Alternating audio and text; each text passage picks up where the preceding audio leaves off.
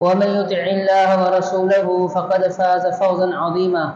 قال الله عز وجل: هو الذي أرسل رسوله بالهدى ودين الحق ليظهره على الدين كله ولو كره المشركون. محترم سامعین و سامعات، فلسطین کے حالات آپ کے سامنے ہیں. کس طرح آج ہمارے فلسطینی بھائی ان پر اسرائیلی ظلم ڈھا رہے ہیں، فلسطینی ظلم کے چکی میں پس رہے ہیں. حالانکہ یہ فلسطین کی زمین، یہ ارض مقدسہ کہلاتی ہے. یہ وہ سرزمین ہے جو سرزمین انبیاء کہلاتی ہے. اس سرزمین پر ایک ایسی مسجد ہے جس کے بڑے فضائل ہیں، جو ہمارا قبلہ اول ہے. اس کی تاریخ کا اندازہ آپ یہاں سے لگائیے کہ اس کی تاریخ یہ ہے کہ دنیا میں سب سے پہلا گھر جو اللہ کا تعمیر ہوا ہے وہ ہے مکہ مکرمہ کے اندر. اللہ رب العالمین نے فرمایا: ان اول بیت وضع للناس للذی ببکۃ مبارکا وہدی للعالمین، کہ سب سے پہلا گھر جو پوری دنیا میں اللہ کا تعمیر ہوا ہے وہ ہے خانہ کعبہ.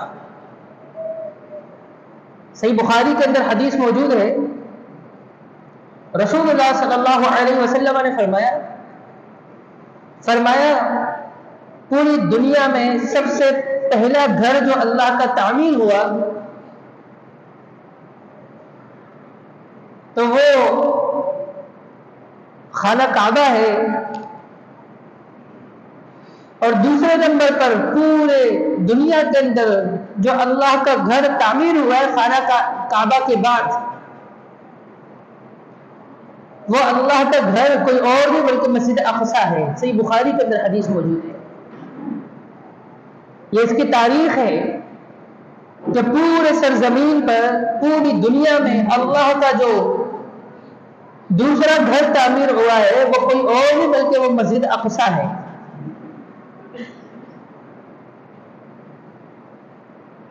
مسجد اقصی کے بڑے فضائل ہیں. رسول اللہ صلی اللہ علیہ وسلم نے فرمایا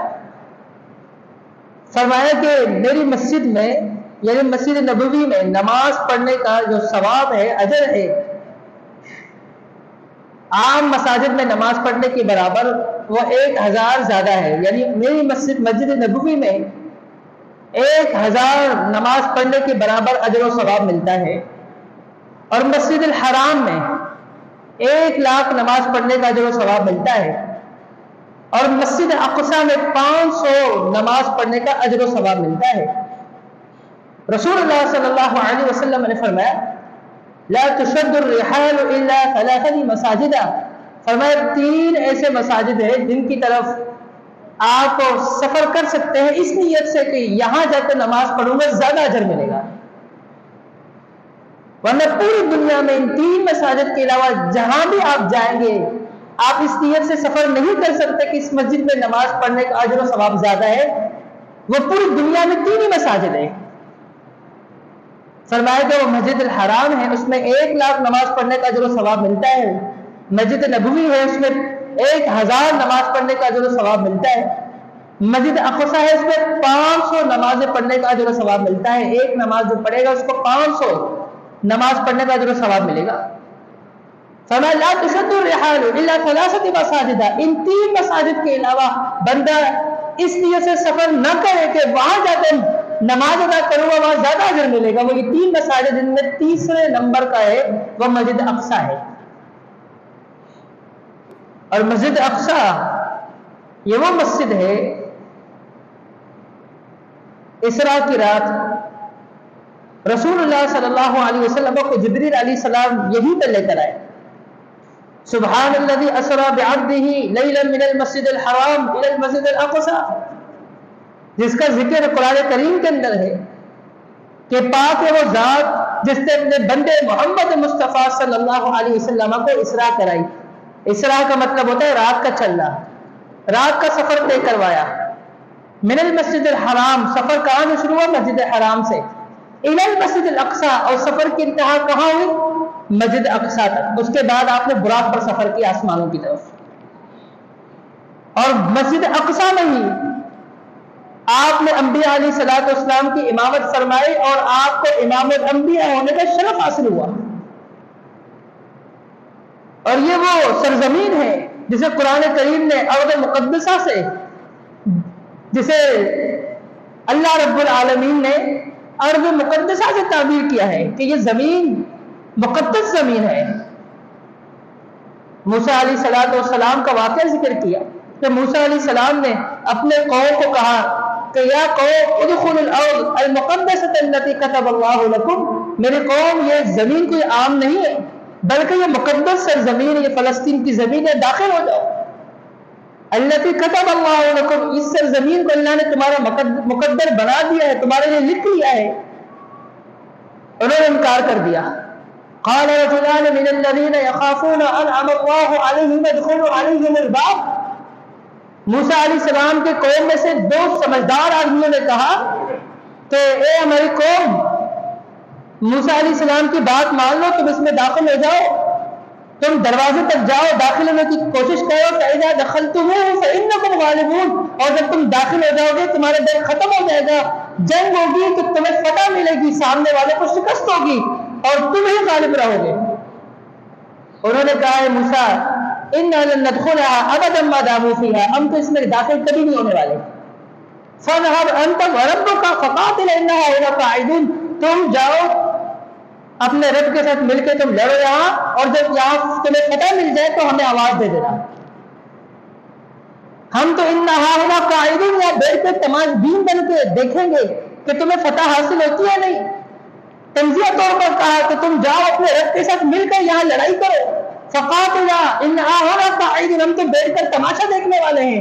موسیٰ اگر تمہیں فتح ہو جائے اور تم ان لوگوں کو یہاں سے بھگا دو، کیونکہ ان فیہا قوم جبارین، اس زمین میں ایسی قوم آباد ہے جن کا ہمیں مقابلہ کرنا اور بڑے خطرناک جنگجو ہے، ہم ان کا مقابلہ نہیں کر سکتے، اور اگر تمہیں فتح ہو گئی تو ہمیں آواز دے دینا، ہم آ جائیں گے. اللہ رب العالمین نے فرمایا کہ یہ زمین تم پر 40 سال تک حرام ہے. فَإِنَّهَا مُحَرَّمَةٌ عَلَيْهِمْ 40 سنہ، 40 سال تک اب یہ تمہارے لیے حرام کر دی گئی ہے. يَتِيهُونَ فِي الْأَرْضِ، اور تم ارد گرد گھومتے پھرو گے، لیکن تم اس زمین میں، سرزمین میں تم داخل نہیں ہو سکو گے. تم اس سرزمین کے آگے پیچھے گھومتے رہو گے، پریشان بھی ہو گے، لیکن یہ سرزمین اب تمہارے حصے میں نہیں ہے. اب 40 سال تک تمہارے اوپر حرام ہے یہ سرزمین. کہ تم نے یہ بات کی کہ موسیٰ تم جاؤ اپنے رب کے ساتھ مل کے یہ لڑائی کرو، اور جب تمہیں فتح ہو جائے تو ہمیں کہہ دینا، ہم آ جائیں گے. اور جب کہ تمہیں کہہ دیا گیا تھا کہ تم یہاں آؤ، داخل ہو جاؤ، تم لڑائی کرو، تم جہاد کرو، تمہیں فتح ہوگی، اور تمہارے مد مقابل جو مضبوط قوم ہے ان کو اللہ شکست سے دوچار کر دے گا. لیکن تمہیں بات سمجھ نہیں آئی. یہ وہی زمین ہے، فلسطین کی زمین، ارض مقدسہ.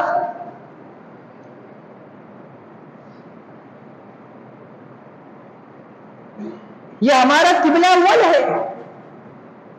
قبلہ اول جب کہا جائے تو آپ یوں سمجھے کہ یہ قبلہ اول امت محمدیہ کے حساب سے، ورنہ تمام انبیاء علیہ الصلوۃ والسلام کے حساب سے تو قبلہ اول وہ خانہ کعبہ ہی ہے. تمام انبیاء علیہ الصلوۃ والسلام کا قبلہ وہ خانہ کعبہ ہے.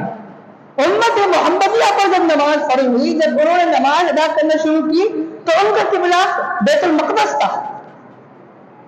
اس بات کو آپ کو سمجھنا ہے کہ جب قبلہ اول کہا جائے، کچھ لوگ تو کہتے ہیں قبلہ اول خانہ کعبہ نہیں تھا کہ قبلہ اول.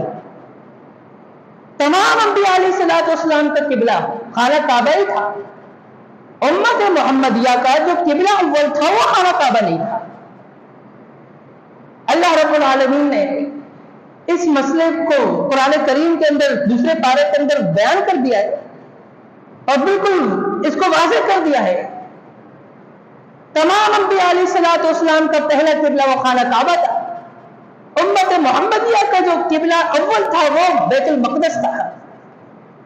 रसूलुल्लाह सल्लल्लाहु अलैहि वसल्लम की ख्वाहिश थी, तमन्ना थी कि हमारा किबला भी वही हो जो तमाम अंबिया अलैहिस्सलाम का किबला रहा है, यानी हमें भी हुक्म दिया जाए कि हम भी खाना काबा की तरफ मुड़ के नमाज पढ़े। आपकी ख्वाहिश थी, आपकी आरज़ू थी, और इस आरज़ू के इंतजार में, इसकी तकमील के इंतजार में आप बार बार आसमान की तरफ निगाहें उठाते थे कि अल्लाह अब तो जिब्रील को भेज और अब कोई हुक्म नाज़िल कर दे और अब हमारे किबले को तब्दील कर दे, खाना काबा की तरफ मुड़ के नमाज पढ़ने का हुक्म दे दे। अल्लाह रब्बुल आलमीन ने पैगंबर के अपने निगाहों को आसमान की तरफ बार बार उठाने को भी जिक्र किया है। फरमाया फलनुवल्लियन्नका क़िबलतन तर्ज़ाहा क़द नरा तक़ल्लुब वजहिका फ़िस्समा। पैगंबर, हम बार बार आपके चेहरे को देखते हैं कि आपका चेहरा आसमान की जानिब उठता है। आपकी आरज़ू, आपकी तमन्ना है कि हमारा भी किबला खाना काबा हो। फलनुवल्लियन्नका क़िबलतन तर्ज़ाहा, हम आपको जरूर उसी किबले की तरफ फेर देंगे जिसे आप ज्यादा पसंद करते हो, जो तमाम अंबिया अलैहिस्सलाम का किबला रहा है। हुक्म आ गया फवल्लि वजहक शत्रुल मस्जिदिल हराम। पैगंबर, आप अपने चेहरे को फेर दे मस्जिद अक्सा से मस्जिद हराम की तरफ, खाना काबा की तरफ, जो तमाम अंबिया अलैहिस्सलाम का किबला था। अब आपका भी किबला यही है। फवल्लि, पहले हुक्म आया पैगंबर के लिए कि आप अपने चेहरे को फेर दे, आगे हुक्म है तमाम लोगों के लिए, जमा कैसी का फवल्लु वुजूहकुम शत्रा। अब तमाम लोग अपने चेहरे को मस्जिद अक्सा से फेर दे खाना काबा की तरफ। रसूलुल्लाह सल्लल्लाहु अलैहि वसल्लम के पीछे सहाबी नमाज पढ़ी, यह हुक्म उसने सुना और फौरन में दौड़ता हुआ चला गया मस्जिद जामा मस्जिद क़िबलतैन, जो मदीना मुनव्वरा में मस्जिद अभी भी मौजूद है इसी नाम से, और जहां पर दो मीनार बनाए गए हैं निशानी के तौर पर कि ये दो किबले, एक मस्जिद अक्सा की तरफ और एक मस्जिद हराम की तरफ इशारा है। और ये एक पैगाम उम्मत के लिए कि पहला किबला ये था, ये दूसरा किबला है, यानी मुसलमानों का पहला किबला वो ये देख रहे हैं मस्जिद अक्सा की तरफ जो सुतून बना हुआ है वो ये है, और ये दूसरा सुतून है, ये इशारा है कि ये जो है मस्जिद हराम की तरफ जो है नमाज पढ़ी गई है। और दूसरा इशारा ये है कि ये है वो मस्जिद जहां पर एक नमाज, असर की नमाज, दो सुन्नतों की तरफ मुंह करके नमाज पढ़ी गई है। सहाबा कराम रिज़वानुल्लाह अजमईन नमाज पढ़ रहे थे, रुकू की हालत में थे, असर की नमाज थी, जामा मस्जिद क़िबलतैन में असर की नमाज हो रही थी, सहाबा कराम रुकू की हालत में थे। एक सहाबी आया और उसने कह दिया कि मैं बिल्कुल गवाही देता हूँ अल्लाह की सिवा कोई इबादत के लायक नहीं, मुहम्मदुर रसूलुल्लाह अल्लाह के आखिरी रसूल है, हमारा किबला तब्दील हो गया है, हमारा किबला खाना काबा की तरफ मुंह करके नमाज पढ़ने का हमें हुक्म दिया गया है, हमारा किबला आज के बाद खाना काबा ही रहेगा। सहाबा कराम ने रुकू की हालत में ही अपनी सिमत को बैतुल मक़दस से तब्दील करके अपने रुख को मस्जिद हराम की तरफ कर दिया, खाना काबा की तरफ कर दिया। यह भी नहीं सोचा कि चले तहकीक कर लेंगे, नमाज तो मुकम्मल होने दें, ये रुकू से उठे उसके बाद एक आखिरी रकात में देख लेंगे, रकात तो मुकम्मल हो जाए। नहीं, जहां हुक्म आया रुकू की हालत में नहीं थे गए। और एक रिवायत आती है कि सुबह की नमाज थी, फजर की नमाज। अब दोनों रिवायत सही है, दोनों रिवायतों में कोई तजाद नहीं, समझने का सिर्फ मसला है। ये जो असर का वाक़या है ये जामा मस्जिद क़िबलतैन का है, और जो फजर का वाक़या आता है कि वहां भी यही का रुकू की हालत में थे, फिर गए थे, लेकिन नमाज फजर की वो जामा मस्जिद कुबा का वाक़या है कि जामा मस्जिद कुबा के अंदर दूसरे रोज सुबह के फजर की नमाज के अंदर रुकू की हालत में थे सहाबा कराम, वहां ये पैगाम आया, वहां ये पैगाम पहुंचा। तो जो वहां नमाज पढ़े जिनको दूसरे दिन खबर हुई तो वो भी रुकू की हालत में इत्तेफाक से उन्होंने भी अपना चेहरा फेर दिया। ये वाक़या दोनों अलग अलग है, ये मकाम भी अलग अलग है, लेकिन ज्यादा मशहूर आपने तो यही सुना होगा जामा मस्जिद क़िबलतैन के हवाले से, असर के हवाले से لیکن علماء جانتے ہیں کہ ایک روایت جو صحیح روایت ہے جامع ترمذی کے اندر موجود ہے، فجر کے حوالے سے بھی آتی ہے کہ فجر کی نماز تھی، لیکن واقعہ الگ الگ ہے۔ اللہ رب العالمین نے اپنے پیغمبر کو حکم دیا، صحابہ کرام نے اپنے سمت مسجد اقصی سے ہٹا کر اپنی سمت کو، اپنے رخ کو تبدیل کیا، مسجد حرام کی طرف، خانہ کعبہ کی طرف منہ کر کے نماز ادا کی، اور رسول اللہ صلی اللہ علیہ وسلم کی یہ خواہش پوری ہوئی، اور اس پر ایک بہت بڑا اعتراض اٹھا اور کچھ اشکالات ذہن کے اندر پیدا ہوئے۔ اشکالات تو صحابہ کرام کی دلوں کے اندر آنے لگے۔ کچھ صحابہ نے کہا کہ ہمارے وہ ساتھی جو فوت ہو گئے اور نماز فرض ہوئی تو ہمارا قبلہ بیت المقدس ہی کہا، اور بیت المقدس کی طرف ہی وہ منہ کر کے نماز پڑھتے رہے اور وہ فوت ہو گئے، دنیا سے چلے گئے، ان کا کیا بنے گا؟ کہ ان کی نمازیں ضائع ہو گئی؟ اللہ رب العالمین نے جواب دیا، وَمَا كَانَ اللَّهُ لِيُضِيعَ إِيمَانَكُمْ، اللہ تمہارے نماز کو، تمہارے ایمان کو ضائع نہیں کرے گا۔ امام بخاری رحمۃ اللہ علیہ نے اس آیت کا ترجمہ یوں کیا ہے، وَمَا كَانَ اللَّهُ لِيُضِيعَ صَلَاتَكُمْ، کہ اللہ تمہاری نماز کو ضائع نہیں کرے گا۔ یہاں کیونکہ اشکال پیدا ہوا تھا نماز کے حوالے سے، جواب دیا گیا ایمان کے حوالے سے، یعنی یہ بتلایا گیا کہ مکمل طور پر ٹوٹل اگر ایمان ہے تو وہ نماز نہیں پڑھتا اس کا ایمان نہیں، وہ بے ایمان انسان اگر نماز ہی نہیں پڑھتا۔ یہ پیغام تھا، اور اعتراضات کرنے والے وہ مشرکین تھے، اور یہود کو بہت زیادہ اس سے پریشانی ہوئی، نصارہ کو بڑی پریشانی ہوئی، جبکہ نصارہ ان کے اپنے آپس میں خلافات کے اللہ نے بیان کیا، فرمایا وما انت بتابع قبلتهم وما بعضهم بتابع قبلة بعض، ان کے آپس میں خود قبلے کی نشاندہی میں اختلاف موجود ہے، یہ آپس میں خود اس بات پر لڑ رہے ہیں، ان کے اپنے ہی رائے الگ الگ ہے، اور یہ چاہتے ہیں کہ آپ جو ہے خانہ کعبہ کی طرف منہ کر کے نماز نہ پڑھیں، اور اس پر انہوں نے شور شروع کیا ہے، سيقول السفهاء من الناس ما ولاهم عن قبلتهم التي كانوا عليها، فرمایا بیوقوف قسم کے لوگ ہوں گے جو ایسے ایسے باتیں کریں گے، جو ایسی ایسی باتیں کریں گے، جو یہ کہیں گے کہ ما ولاهم، کو کس چیز نے پھیر دیا مسجد اقصی سے مسجد حرام کی طرف، التي كانوا عليها، اچھا خاصا وہاں منہ کر کے یہ نماز پڑھ رہے تھے، وہاں انہیں کس چیز نے انہیں اس حکم سے ہٹا دیا؟ پیغمبر کہہ دیجئے مشرق اور مغرب اللہ کے لیے ہے، وہ جو چاہے جس طرف چاہے وہ اپنے بندوں کو حکم دے سکتا ہے، یہدی من یشاء الی صراط مستقیم۔ فرمایا لیکن ہم نے اس قبلے کو اسی لیے تبدیل کیا تاکہ ہم دیکھیں کہ کتنے لوگ ماننے والے ہیں اور کتنے لوگ ایسے ممن ینقلب علی عقبیہ جن کو یہ بات سمجھ نہیں آئے گی۔ قبلہ تبدیل ہونا کوئی آسان بات نہیں ہوتا، بہت بڑی بات ہے کہ کتنے ایسے لوگ ہیں جو محمد مصطفیٰ صلی اللہ علیہ وسلم پر جو قرآن نازل ہو رہا ہے وہ اس پر ایمان رکھتے ہیں، محمد مصطفیٰ کی تصدیق کرنے والے ہیں، اور کتنے ایسے لوگ ہیں جو باتیں کریں گے، جو اعتراضات اٹھائیں گے۔ فرمایا کہ ممن ینقلب علی عقبیہ، جو مرتد ہو جائیں گے، جن کو یہ بات سمجھ نہیں آئے گی۔ تو یہ جو مسجد اقصی ہے یہ ہمارا پہلا قبلہ ہے، اور آج آپ دیکھ رہے ہیں کہ مسلمانوں کا قبلہ اول وہ آج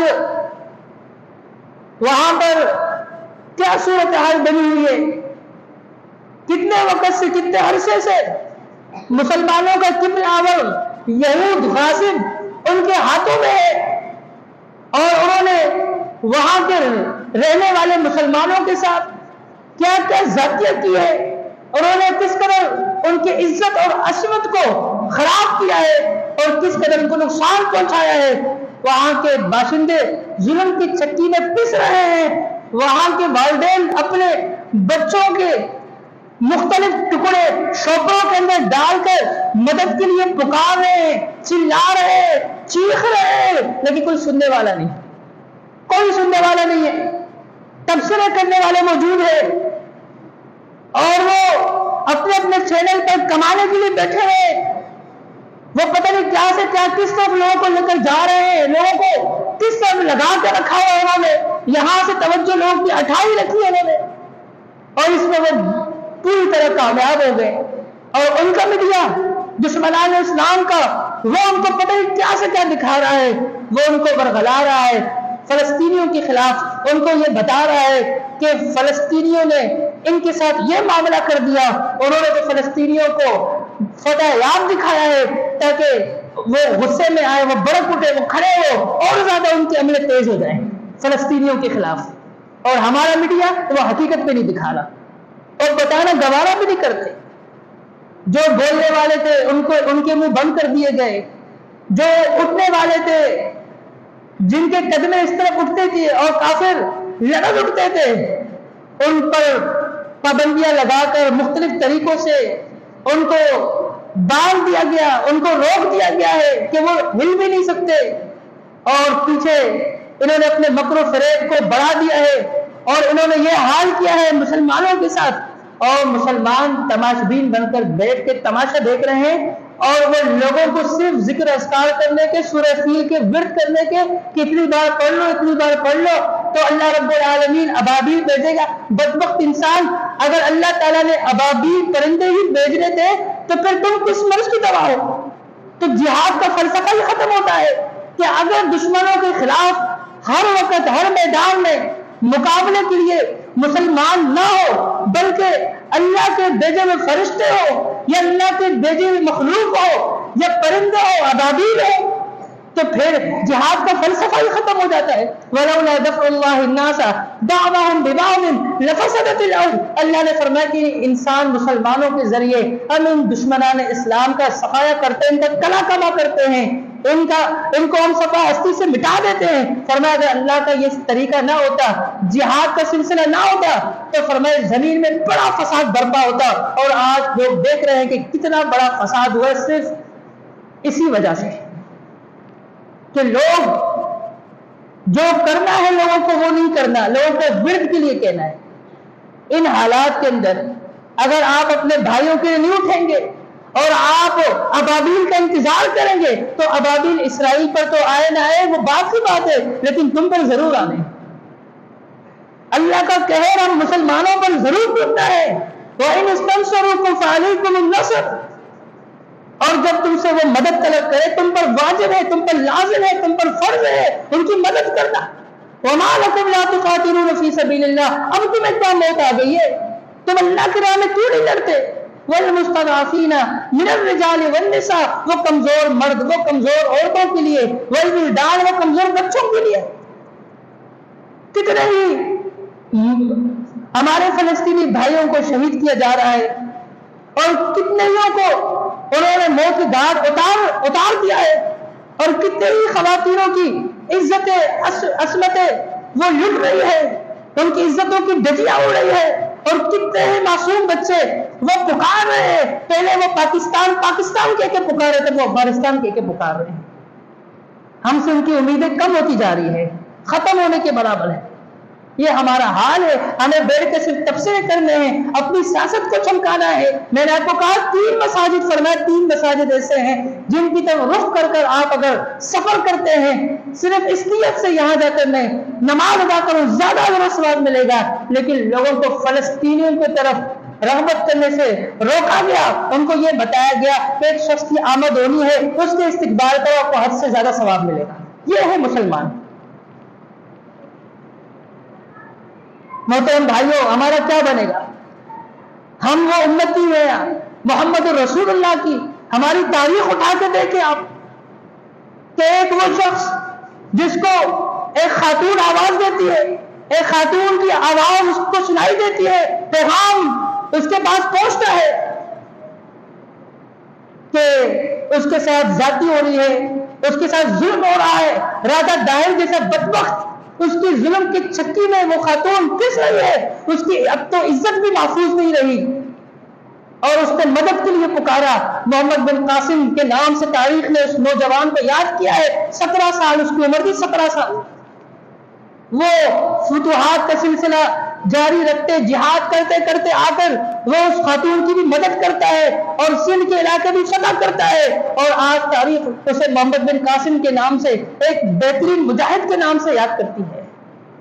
ہماری یہ تاریخ ہے کہ ایک خاتون کی عزت اور عصمت کے لیے ہم کھڑے ہوئے ہیں، ہم نے میدان جہاد کو سجایا ہے، ہم نے وہاں پر معرکہ کیا ہے، ہم نے دشمنوں کو وہاں سے بھگایا ہے، ہم نے ان کی صفحہ راستے سے ہٹایا ہے، ہم نے ان کو شکست سے دوچار کر دیا ہے، لیکن اب کتنی ہی عورتیں پکار رہی ہے، اور اس سے زیادہ اب کب ہم اٹھیں گے؟ اب بھی اگر مسلمان نہیں اٹھتے تو محترم بھائیو اللہ تعالیٰ کو جواب دینا ہے۔ اور ہم یہاں پر بیٹھ کر لوگوں کو یہ کہہ رہے ہوتے کہ اتنے ہم بے بس ہو گئے ہیں کہ ہم کہہ رہے ہوتے ہیں کہ آپ کو سورہ فیل کا ورد کریں اور خود کچھ نہیں کرنا، خود بیٹھ کے بس تماشا دیکھنا ہے۔ اس وقت بہت زیادہ بے بسی کا عالم ہے، بہت زیادہ بے بسی کا عالم ہے۔ یہ کچھ نہیں، اگر وہ اللہ نہ کرے یہاں وہ کامیاب ہو گئے، پھر اگلا ٹارگیٹ ان کا سعودیہ ہے، پھر پاکستان سے بچنے والا ہے۔ پاکستان کے ساتھ کون کھڑا ہوگا؟ ابھی بھی جو سیاستدان ہیں، جن کے پاس وزارتیں ہیں، ان کو ہوش پہ ناخن لینے چاہیے کہ اگر ایک جان ہو کر اب ہم اپنے بھائیوں کے ساتھ کھڑے نہیں ہوتے، کل ہمارے بھائی ہمارے ساتھ کھڑے نہیں ہوں گے۔ اور ہمیشہ سے ان کفار نے، ان یہودیوں نے یہی کیا ہے ہمارے ساتھ کہ ان کو الگ الگ کرو، ان کو ٹکڑے کرو، تبھی تم ان کو مار سکتے ہو۔ اگر یہ اکٹھا ہو گئے تو ہم کبھی ان کو نہیں مار سکتے ہیں، اور آج ان کو کامیابی ملتی ہوئی نظر آ رہی ہے۔ اللہ رب العالمین سے دعا ہے کہ اللہ رب العالمین ہمیں جو ہے اپنے فلسطینی جو بھائی مسلمان ہیں ان کی مدد کرنے کی توفیق عطا فرمائے۔ اللہ رب العالمین ہم لوگوں کو سمجھ بوجھ عطا فرمائے۔ اللہ رب العالمین ہمارے حکمرانوں کو عقل عطا فرمائے۔ اللہ رب العالمین اپنے غیب سے فلسطین بھائیوں کی مدد فرمائے۔ اللہ تعالیٰ دشمنوں کو نیست و نابود فرمائے۔ وقولوا لهذا استغفر الله لي ولكم واخر دعوانا الحمد لله رب العالمين۔